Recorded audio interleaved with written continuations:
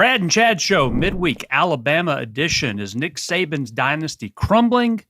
Ole Miss basketball starts off both men's and women's. We've got Ben Jones, center for the Tennessee Titans, here in just a few minutes. Bradley had a week off, bye week. How things going, man? Good, man. Just had to, just softballing. Still back. Still, my kids playing softball like they're going pro here at 10 years old. Every weekend we're traveling around. Another hectic weekend for myself. You're right. Yeah, got Ben Jones on. Excited. Actually played against him when he was at Georgia. Kind of followed his career in tandem. He's a really good player. Excited to hear from him today as well. Yeah, Brad and Chad Show brought to you by Blue Delta Jeans. Like we mentioned, let's go ahead and get him in here. He's on the line, Nest and Wild Hotline. Ben Jones, 11-year NFL vet, current center of the Tennessee Titans. Ben, how are we today, man? Doing well, guys. How are y'all? Ben, hey, before we get started, I was in a group text with a guy by the name of Drew Butler who let me know that you guys were roommates. So I got to give him a lot of crap. You have to give us a good story on here at some point about Drew and how I can blast little Mr. Country Club over there. Absolutely, I got you some good dirt on him. I think the first thing I need to ask you, you play in Nashville. I'm sure you haven't been talking shit to any Vols fans after the big win this weekend, are you? Oh, maybe a little bit. It calmed down real fast around the first quarter, so it was good to see. Yeah, Kirby's got him playing pretty well. Do you still follow Georgia pretty closely? Yeah, now they got most of our coaches back from when I was there. The O-line coach is there. Bobo's back. McClendon's back. So I feel like half the offensive consultants or coaches are all from when I was there. Nice. How has the season gone for you so far? Titans coming off a close loss against Kansas City this past Sunday. How do you feel the season's gone thus far? Yeah, we've been in pretty much every game but one. Just came down to the last drive versus the Giants. We had a chance to win it with a field goal. We missed it. Buffalo got the best of us. Then we went on a 5-game winning streak, and last week versus the Chiefs, just fell short right there at the end. But we're playing good ball. It's coming down to the last drive in a lot of games. That's what you want. Play a different style ball than most teams in the NFL. We run the hound out of it and play good defense. And that's what we hang our hat on up here in Tennessee. That's awesome, Ben. Hey, obviously being an SEC guy, you've had this crazy long career. How has that been for you? I know you've been with Vrabel, I think, the Tennessee coach for a good while. How's that been for you? Just staying consistent, having the same coach, a lot of the same staff together. How's that played a part in your longevity that you've had so far? Yeah, when you're switching up coaches all the time, it makes it hard on you because you got to go out there and prove it every single day. And they know, hey, what I can do, what I bring to the team, how to take care of your veterans' bodies so you can able to last a little longer. And Vrabel knows he played for 14 years, so he knows, hey, how your body's supposed to feel after a game. So he does a great job during the week to getting your bodies back right for Sundays. Bradley mentioned that y'all have been together for a long time. Y'all were together in Houston. Texans drafted you originally. There was a clip a few weeks ago about you and him sharing an exchange in the tunnel. What was that like? I mean, you were playing hurt. He came up and hugged you. You could see he was pretty emotional. What was that moment like for you? Yeah, it just shows that he cares. I know when you have a family, I have a family of 3 here. I got 2 boys and an older girl, so he knows what's all going on at home. Like, it's never easy when you got kids at home. Somebody's always sick. Somebody's always going through something. And he treats my kids just like they're his own. They're always at practice. They're always out at walkthroughs. And just to show a player, how much my family means to him, that means a lot. So you can lay it on the line for him on Sunday because you know how much he cares about you and the guys in that locker room. So he knew I was going through a lot that day. And just to keep fighting in the way we end up winning it and in the run game and finishing the way we did, this shows you how much he cares about us and how much we'll do for him to get a win. You think that plays into the Titans' success, that they've been so successful since he's been there, and being in locker rooms before? Do you think it helps having a former player that kind of understands you guys in a sense? And that's the Titans have been awesome since he's been there. Do you think that helps the respect factor and all that goes into it? Absolutely. When you trust a guy as your head coach, your leader on your team, he knows what it takes to win. He's won championships, and you're not just the X and O's to him. You're a player. You're a guy that he trusts. You can call him at any time of the night. His wife will pick up him, and his sons are always at practice. We truly trust the guy, and when you believe in somebody, you're able to lay it on the line a lot easier. He's been pretty willing to lay it on the line. He said he'd cut his dick off to win a Super Bowl. Would you do the same thing, Ben? I don't know about that. I had to ask, right? Yeah, I've castrated some bulls in my time back on the farm. I don't think that. I don't look good. That don't look painful to me. Deal with that. That's outstanding. You've had Derrick Henry behind you for for most of your career. 3 of the last 4 years, he's been the NFL rusher. What kind of gifts does he give the linemen after winning that crown? Yeah, I think I got more jewelry now than I've ever bought my wife. From necklaces to Rolexes to you name it. I got Pac-Man machine in my game room over here. He takes care of us. Yeah, I try to tell people about that all the time, that those crazy gifts you get from the quarterback or a running back after you do something cool. I think we got Segways from Carson one year. Just crazy stuff from Russell Wilson at one point. I mean, it's amazing what they'll do for the O-lineman. It's actually pretty cool. No doubt.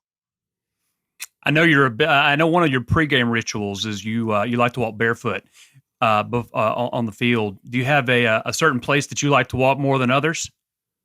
I like the South a lot better. It's a lot warmer down here. That tradition started growing up in Alabama. I don't think it was ever below freezing out there. Going to Lambeau in Kansas City when it's been 0 degrees is no fun. No. Oh, man. Now, you mentioned you're from the South. You grew up in Centerville, Alabama, very close to Tuscaloosa, but you actually went to Georgia, and a lot of that was inspired by your dad. Talk a little bit about what your dad meant to you and your decision to go to Georgia. Yeah, growing up, my dad coached all our sports, from football, baseball to basketball. He graduated from Georgia, and so living that close to Alabama, I was a kid who wore the Georgia jerseys to Alabama games, and all my uncles and stuff were diehard Alabama fans. And when my dad passed when I was 10, it was a wrap. If I ever had the opportunity to go to Georgia, I was going. And I had the opportunity between Alabama and Georgia, and it was a no-brainer for me. That's pretty cool. How was it playing for Coach Richt? Amazing guy, godly man who really knows how to turn kids into men. It's more, you're not just out there to win football games, and he really focuses on the development of, hey, you get a degree, how to be a man, and it's more than life than just football.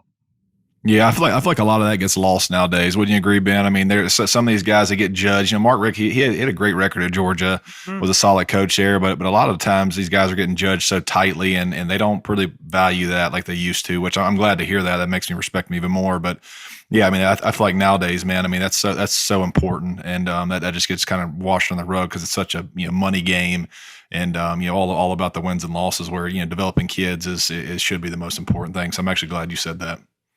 Yeah, amazing guy. He would have career fairs, job fairs for guys as soon as they finish ball. Anybody who was out of college needing a job, he would always let them come back for it.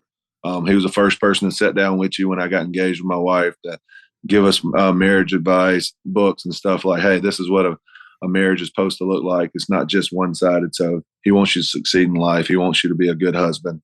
You're more than just you come there for 4 years and you're gone.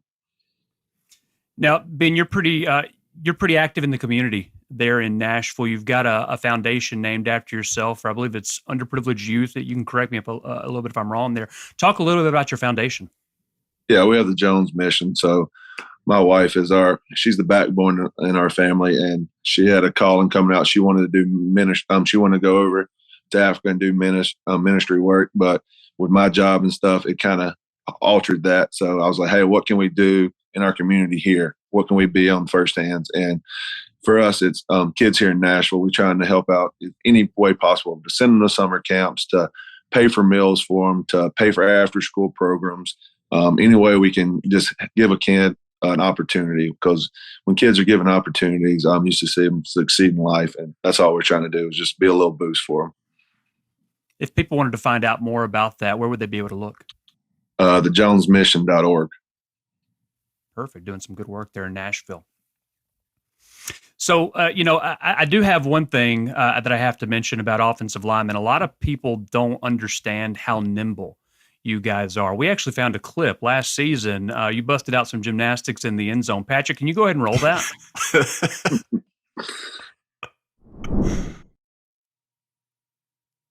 So there you are. We're going to put that little spotlight on you in a second. Doing that cartwheel. Where did you learn to do the gymnastics that way? I don't know. I think it was just goofing off growing up, and I had to take gymnastics in college for my health and PE major. And I remember the offense coordinator coming because he was like, "Man, do not get hurt doing a gymnastic routine before the SEC championship." And I hit a cartwheel and landed in a splits. And I think they about had a heart attack. But that was for my daughter. She comes to the football games to see T-Rack, her mascot, and Derrick Henry, her best friend. So I told her I'd do a cartwheel if Derrick scored a touchdown. So that was for her. Oh man, that's outstanding. That is outstanding. That's good stuff, man. What's the outlook for the Broncos this week? So you got a big game coming up, trying to come off of that loss against Kansas City. What are y'all looking to do against Denver this coming Sunday?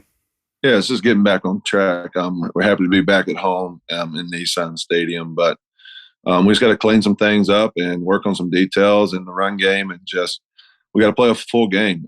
Last week we put it all together in the first half, and we just fell apart in the second half with penalties and stuff like that. And we know in this league, if you turn the ball over and you're bad, if you're having penalties that hurt your drive, it's hard to win in this league, especially with a quarterback like that on the other side. For sure. You find it tough for being a running team, more of a running team, or how do you prefer it? I know most guys prefer running it for sure with some of them guys lined up, but how do you prefer? You like run the ball like that? Absolutely. If we can run it 50, 60 times a game, sign me up for it. As an offensive lineman, I'd much rather be hitting them than sitting back and letting them try to run games and attack the passer. So if we're able to run the ball, it really sets up everything for us. Shortens that game too. That's what I like about it. I mean, it really shortens the game, and you get to kind of lean on them. You're right there. No doubt. Well, Ben, we really appreciate the time, man. Thank you for coming on. Good luck the rest of this season. Good luck against Denver this week, man. I really appreciate it, y'all. Yeah, see you, Ben. Appreciate it, buddy. Yes, sir. Y'all take care. That's Ben Jones on the Nest and Wild hotline. Just a quick reminder, created by Southern Craftsman, Nest and Wild mattresses are powered by decades of experience, passion for improving your quality of sleep, backed by a 99-night guarantee. Nest and Wild help you sleep easy. Made locally in Tupelo, Mississippi. You can find them on Amazon or nestandwild.com. So, Brian, that was a cool interview. Listen, one thing, I mean, people ask all the time how guys make it so long in the league and what a real NFL lineman, a real successful lineman with their mindsets like it's like Ben Jones. Like those are the kind of guys. Every locker room needs a few of those guys, and a lot of times ends up being your center for whatever reason. Cody Whitehair's like that in Chicago when I was there. That a guy like that, they're so valuable, it's unbelievable. I mean, that's why they last forever. The Jeff Saturday type guys. I mean, those guys like a Ben Jones, you never want those guys to leave your locker room. It literally affects your whole team when a guy like that leaves or isn't leading the charge. So, I mean, I didn't know Ben. I obviously played tandem. I played against Ben a bunch. I played in Georgia, all over the NFL. Didn't know him very personally, but that was a cool interview. He seems like a freaking awesome guy. Yeah, I didn't realize, you were preseason, back when y'all were both in college, you were preseason first team. He was preseason second team. I should have brought that up during the interview. But yeah, y'all were both squaring off and both pretty competitive in a pretty tough conference for sure. Yeah, no, he's a great player. He's fun to watch. And what I like about him is he was a fourth rounder, maybe a later or early fourth rounder. And they also had Cordy Glenn, who was a really good player at the time. They had Clint Bowling, who was a really good player at the time, who made 30-something million. And I think if you look at it, Ben's had the best career of any of them. So he's another one of those guys that swapped from he played guard one year and then moved over to center. So that's another impressive thing that he was able to do. Yep, that's awesome. Good interview there. We have to have more guys on like that. Yes, for sure. So make sure we'll have that out on social. Some of our some clips from it. So make sure to check that out on all of our social media. Let's talk Alabama. We got Alabama this week, coming off the bye. Listening to Lane's press conference yesterday, seems like we're pretty healthy some of the most healthy that we've been, which you've got to be, because even though Alabama's coming off of a loss, this is still not going to be an easy game for the Rebels. No, absolutely not, man. The more I dig into it, the things that Alabama does well, it concerns me. I mean, you look at the way they can rush the ball. That they're averaging almost 6 yards a carry. That concerns me. So, but Ole Miss, we had some rest. We're going to be fired up. Alabama's come off emotional loss. I can tell you this, though, they're going to be extremely focused, and they're going to come in. We are going to have to come in with laser focus as well, because their backs are against the wall. You got all week people talking about all their dynasties over, all this bull crap. And do you buy into that? Do you buy? Because I saw Feinbaum, because Lane mentioned it yesterday, and Feinbaum saying that he's getting out coached.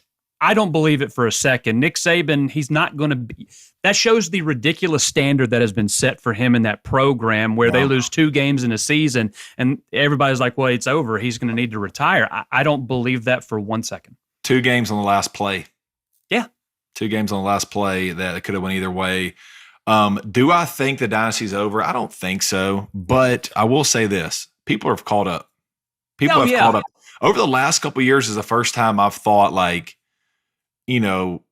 there's some decisions. There were some. Brian Kelly kind of outcoached him this past game. There were some times there I was like, if you look at what Alabama was doing, they were really forcing the pass. Really freaking. They were forcing the pass. They should have ran the ball. They had 2 rushes. I think they're late in the 4th. One was for like 40, another one was for like 8 or 10, and they just weren't running the ball. So to me, I'm like, man, I don't think the dynasty's over whatsoever. Alabama's always going to get players. They're always going to be good.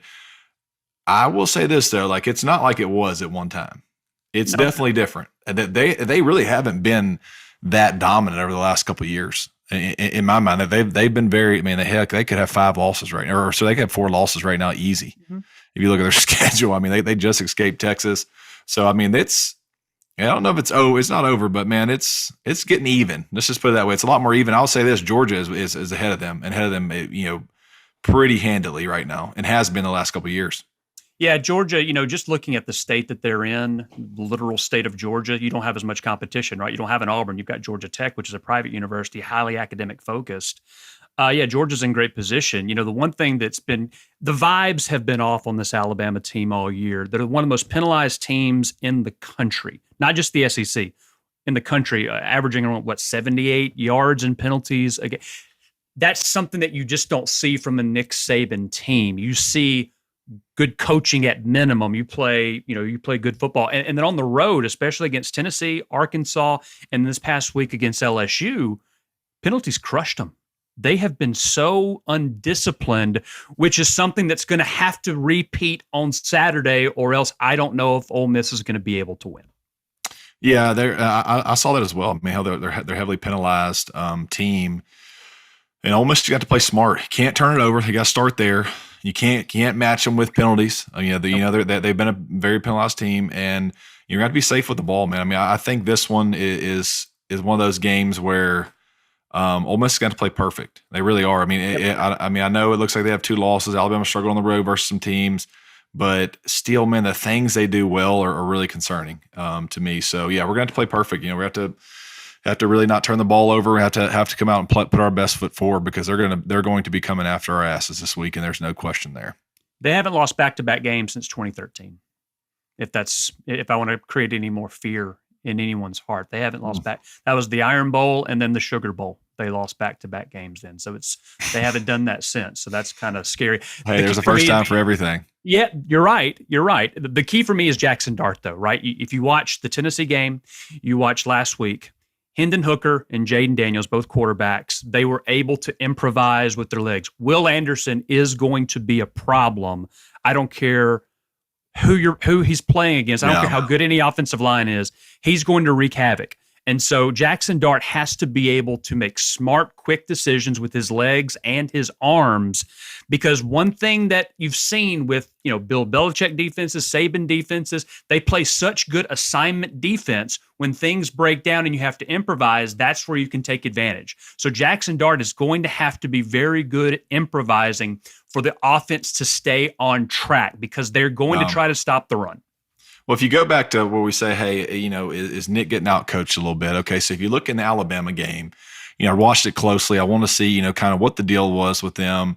So if you look at it when they're playing LSU, they were a lot of times they were in straight man with nobody watching Daniels. Okay. And they got away with it a couple of times, right? They have the athletes to pass rush, win the pass rush, and actually track him down and sack the guy. Well, later in the game, I think on that long, maybe it's in overtime, maybe it was late in the game. It's kind of losing me, but they get out of the rush lanes. Everybody's in man coverage. He runs for 20, 30 yards. To me, why were you not spying, Daniels there, have somebody there to at least stop that run. So those are the little things that I see that's like, they're still good. They're still great, but there's some things in there that's questionable to me. And you're right. I mean, a Dart, Dart can get, he's gonna have to use his legs this week. It's gonna have to be all hands on deck. We can certainly do the same things that Daniels did to him with Dart. He's not quite as fast as Daniels, but man, there are some little things in there that make me question. Can we get these guys? I mean, there's some stuff in there, especially with that. With the way they were containing Daniels, that to me, I was like, man, what are you looking at? Kind of deal. So, they're gettable. They're very gettable. The other side of the ball, like you were mentioning, their offense. They're going to have the best two players on both sides of the line, right? Will Anderson, we mentioned on defense. Yeah. Bryce Young's he's the reigning Heisman winner.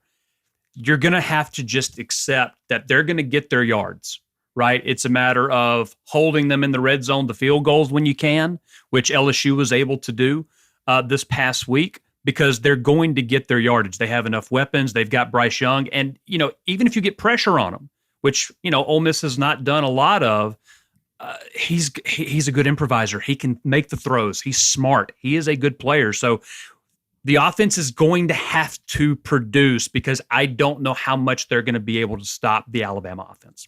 Yeah, as much as it felt like Alabama's offense was struggling last week, if you look at they're averaging 42 points a game. Yeah, Bryce Young still. I mean, he looked. Just as I'm texting people, hey man, he looks off today. He's throwing terrible, and he comes out and makes some crazy throws. So the talent's there. I'll just be interested to see how we're going to play him, right? Like if I'm Ole Miss's defense, man, and I've been saying this all year, and I'm sure we're going to line up that first series. We're going to have 3 down linemen, and they're just going to absolutely have their way with us. And, I'm hoping this isn't the case. But if it's me, I'm going back and look at the A&M film from, I guess it was last year, I think it was last year, A&M beat them or one of the times.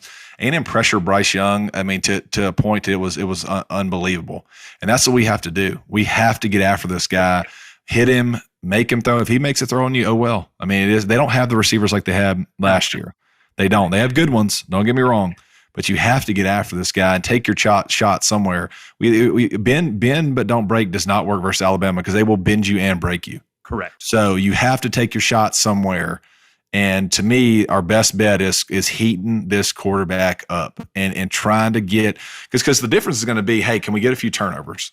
That's how you win these games, right? Because talent versus talent, I mean, they're better. They just got more talent than us. Not a ton. I mean, we aren't far off like we used to be. I'll tell you that right now. But if we just line up and both teams don't turn the ball over, it's just as even. They're going to beat us with talent.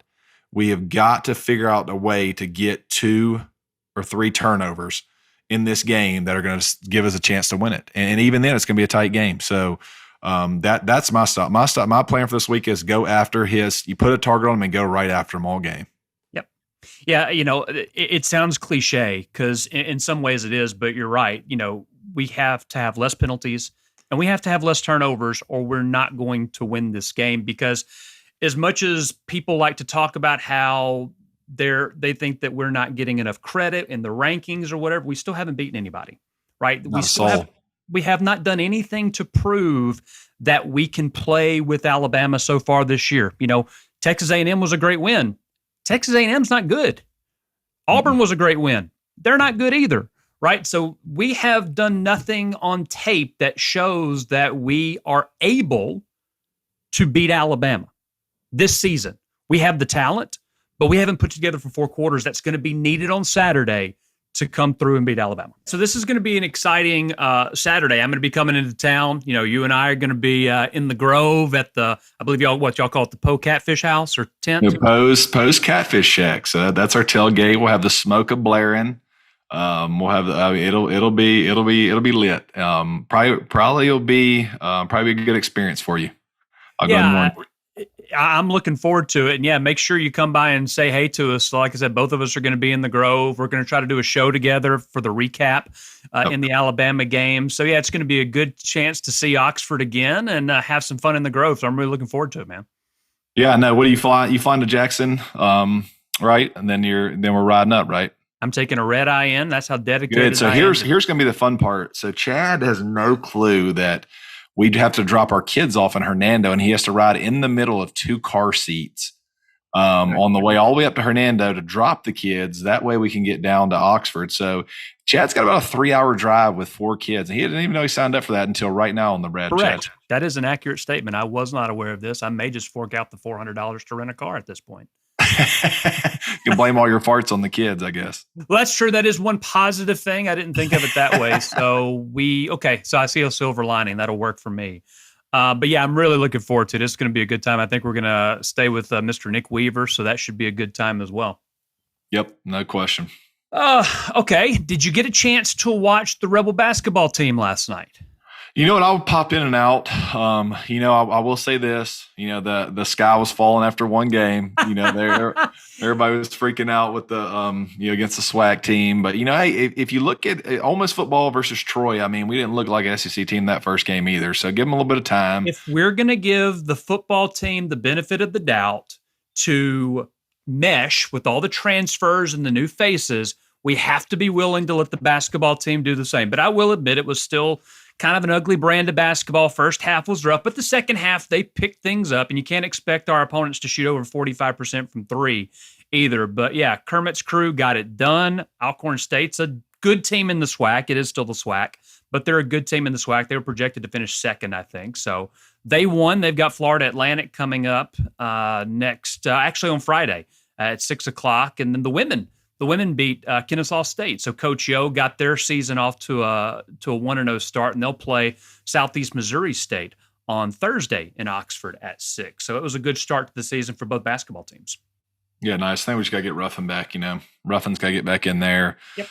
He's just such a key part. We're just not that kind of squad. We need every piece that we have, to be available. So we'll see. I don't honestly, man. I don't judge basketball until we get close to SEC play. Yeah. Basketball is just one of those weird sports. It's like baseball. You can lose a series to Coastal 2-Wop State from Seesaw, Georgia, and not even know who it is, and all of a sudden, still going to win the damn SEC. So it's just one of those sports that you can lose at any time in.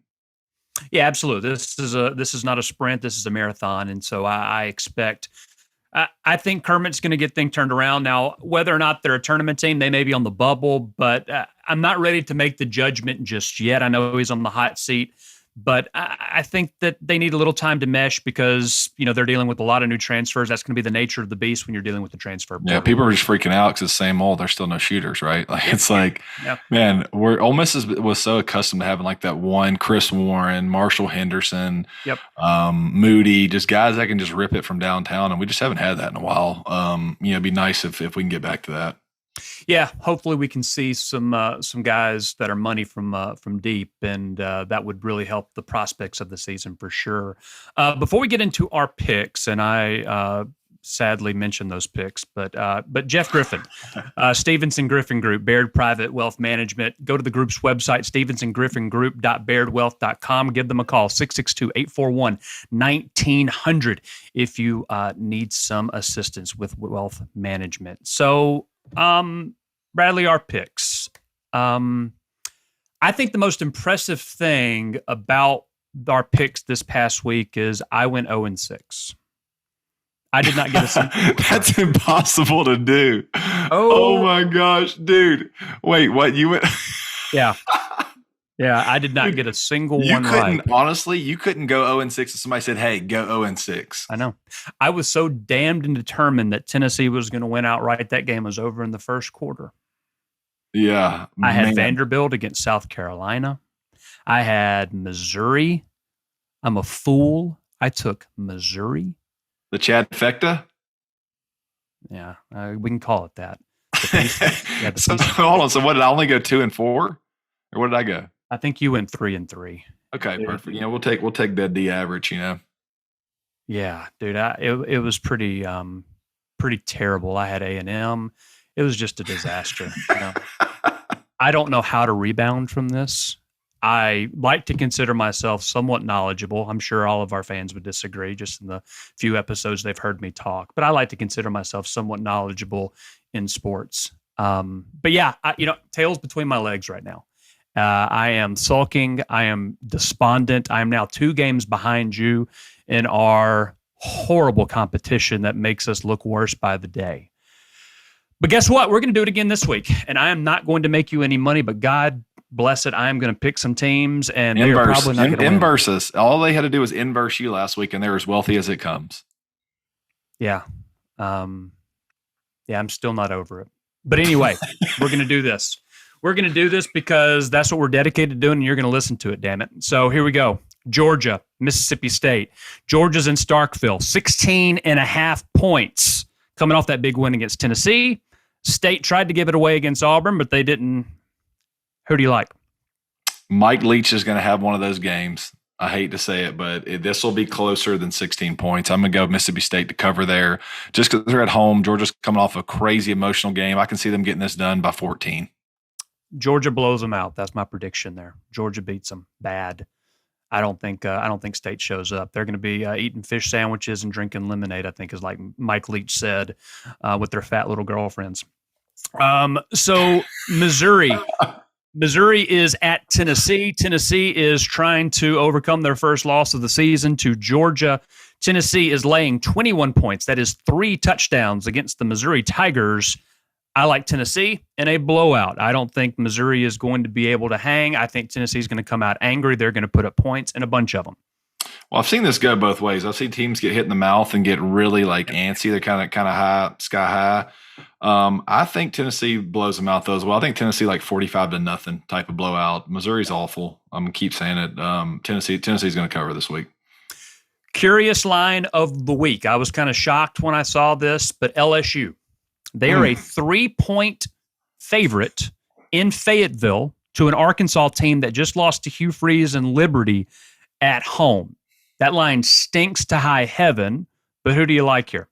Man, this one's almost worth – I've never really sports bet it before with actual money. This one's almost worth actually opening up an account over. I mean, I don't see – I guess Arkansas gives them a tough time. Arkansas does run the ball. Kent does have the ability to run the ball, which is what I thought Alabama should have done more versus LSU, but they didn't.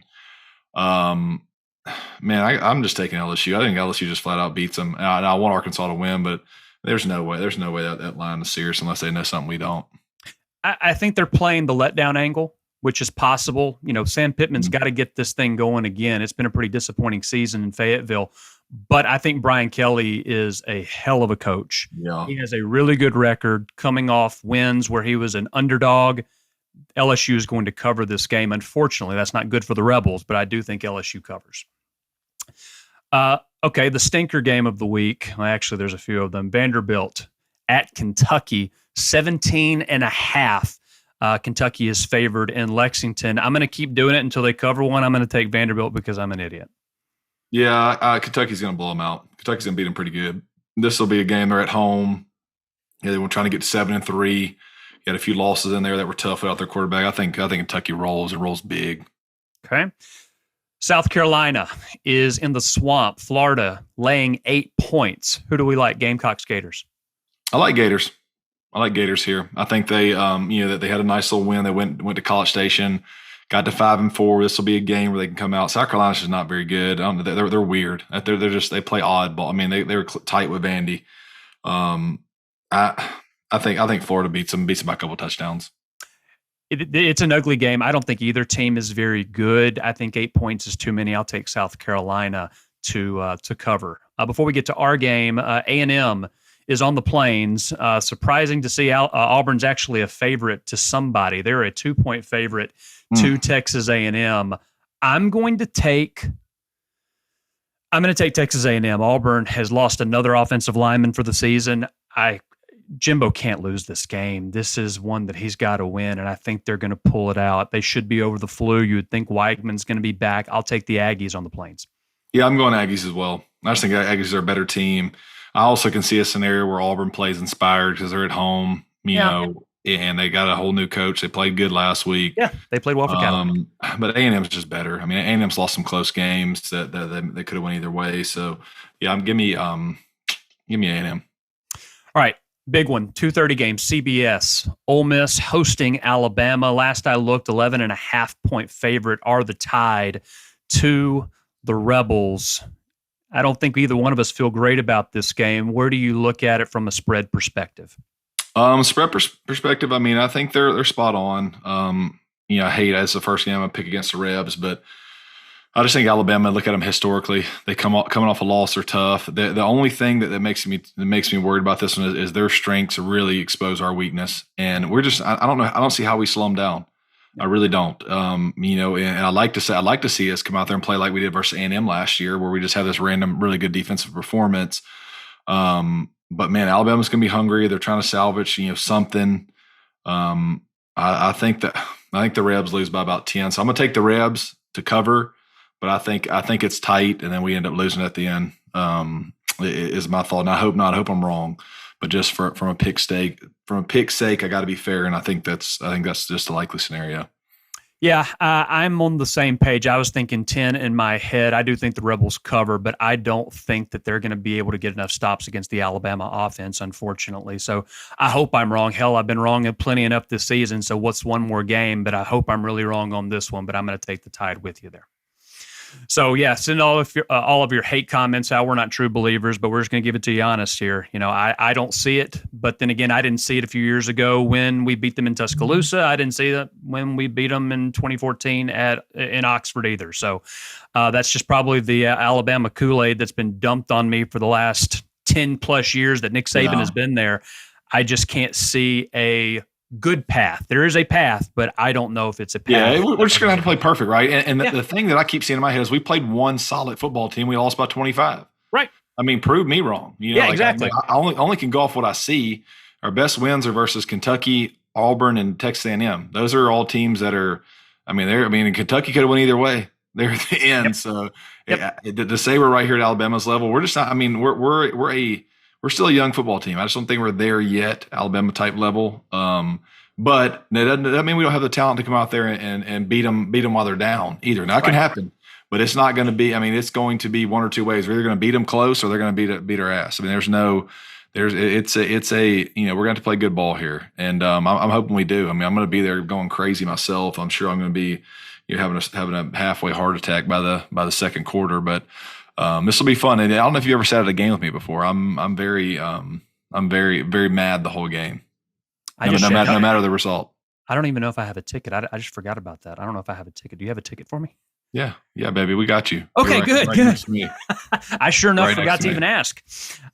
So yeah, I guess I am ready to watch a game with you. Yeah, I'm pretty much like a dad. I just stand with my arms closed, even if it's good. I'm just kind of, pondering about how things could be better. But yeah, I'm a lot chiller than you are. But yeah, I'll share in some of that excitement watching that game with you on Saturday. So so good. So stay tuned to. We may have a special show this weekend. Kind of see how things are going since Bradley and I will be there. Stick to our socials. We'll let you know. Like and subscribe wherever you find our podcast. Talk shit if you want to. We don't care. Just as hell, we've got Auburn fans that watch us every week. If you think that we're full of shit, go ahead. Tell me. You're not any different than my wife. So do whatever you need to do to interact with us. We read them. We'll respond to them. We may even bring a question up on the show. YouTube, Apple Podcasts. I don't want to forget our sponsor, Blue Delta Jeans, handmade in the USA to fit you and only you. Visit them at bluedeltajeans.com to find your fit using their easy-to-use virtual tailor. Big thank you to Ben Jones for being on the show this week. There's a picture of Bradley doing his seductive come hither pose and then Ben actually doing something on the field. So I'm glad we can get an action shot from Ben while Bradley's not doing shit there on the field too. So that's good stuff. Love it. Hey, listen, talk and take a shot at Nick Weaver in our comments too. If you know him, go ahead and get your shot. And we've been taking it easy on him lately because we feel like we may have hurt his feelings. But no, take some shots at Nick. He needs it. Nick needs it. Yeah, absolutely. And maybe some of the best comments we can get you something. I'm not going to promise what, but maybe give us some good zingers to give Nick, and we'll see what we can do. So yeah, Brad and Chad show brought to you by Blue Delta Jeans. Bradley, looking forward to seeing you in Oxford, my man, and we'll see y'all this weekend. Recap of the Alabama game. Sounds good. See you Friday in Jackson. Hotty toddy, Chad. Thanks for listening to the Brad and Chad Show. Follow the boys on social media for more content. And don't forget to like and subscribe wherever you listen to podcasts. This has been an OM Network production, brought to you by Blue Delta Jeans, made in the USA.